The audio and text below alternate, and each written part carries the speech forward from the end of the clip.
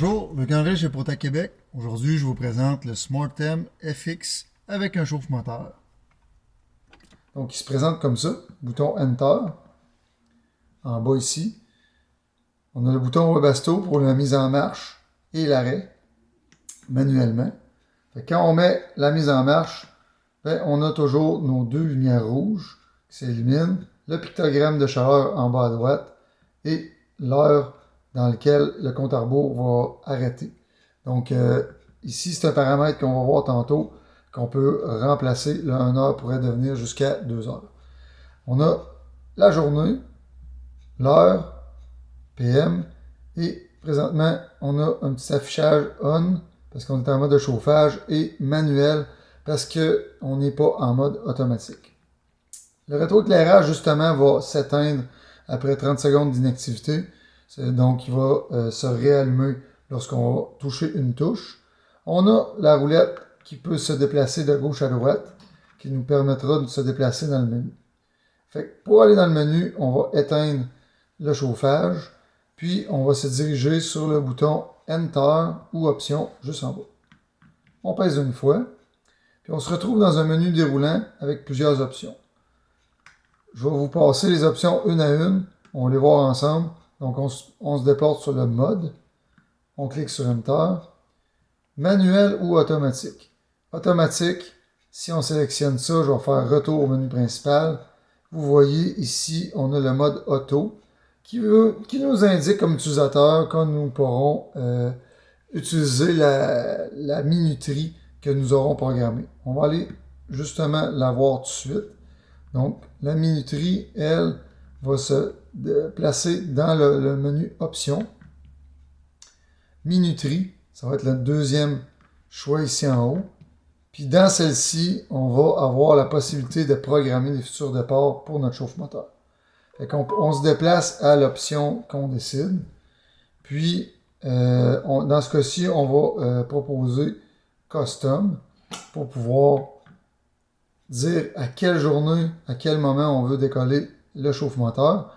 Donc, dans chaque journée, on a T1, T2, T3 et T4. Donc, on a 4 programmes possibles. Si on voit ici DE pour Delete ou dénier en français, donc on n'a aucun programme dimanche. Si on continue ici sur suivant, on se déplace à lundi, aucun programme non plus.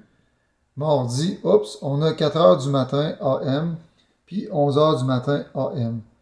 Donc, si on voudrait enlever, par exemple, le 11 heures, on ne veut plus dans notre horaire, on clique dessus, 3 options, modifier, sauter ou déliter, tout simplement. Donc, modifier pour aller changer l'heure, par exemple, si on mettrait midi, pour les besoins. AM ou PM, évidemment. Nombre de minutes, 120 minutes maximum, minimum, dans le fond, 10 minutes. Donc, c'est pas pour chauffer toute la journée, c'est pour préchauffer un moteur, maximum 120 minutes. Donc, on est à midi, on va faire suivant. Puis là, mercredi, on va vouloir le supprimer. Donc, on va venir tout simplement le déliter. Donc, il disparaît de l'horaire. On continue, jeudi, ainsi de suite, vendredi, samedi. Et on va sortir du menu de la minuterie. Par défaut, c'est cette minuterie-là qui a été programmée, qu'on a vu qu'on est en mode auto, va s'appliquer de semaine en semaine et de jour en jour. Donc, celle-ci va se répéter tant aussi longtemps que vous, comme utilisateur, vous n'enlèverez pas la minuterie en mode manuel. Donc, on reprend du début. La langue, évidemment, on l'a mis ici aujourd'hui en français. La durée, ici, c'est pour le nombre de minutes que nous voudrons le laisser en fonction lorsqu'on le met en marche manuellement. On va sélectionner 120 minutes. Je vais vous montrer ce que ça fait. Ici, on a 2 heures, 120 minutes pour 2 heures, là, le compte à rebours de la mise en marche, tout simplement que c'est appliqué. Code d'erreur, ça nous permet de voir les listes de codes d'erreur qui se sont accumulés dans le contrôleur lors des possibles codes d'erreur d'utilisation. On va continuer en se déplaçant vers le bas. On a le menu options, mais on va juste continuer. Le menu options nous amène sur un autre menu déroulant que je vous ai montré la minuterie là tantôt. Compteur d'heures, en fait, il faut savoir combien d'heures l'unité a fonctionné au total, 557 ici.